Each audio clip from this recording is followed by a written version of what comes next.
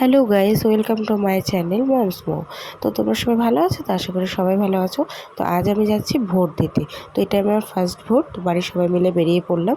তো এখন যে স্কুলটাতে আর কি ভোট হবে সেই স্কুলটাতে যাচ্ছি আমরা। তো আশপাশটা দেখতেই পাচ্ছ, সেই জঙ্গল, ভুতিয়া ভুতিয়া জায়গা।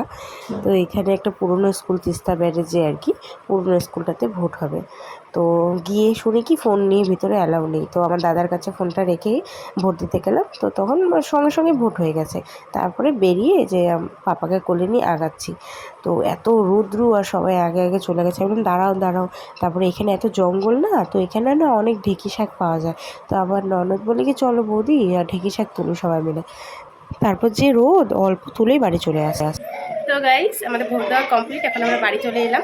তো তোমাদের যদি ভিডিওটি ভালো লেগে থাকে তো অবশ্যই লাইক কমেন্ট শেয়ার করবেন আর পেজটিকে সাবস্ক্রাইব করে দিন। টাটা।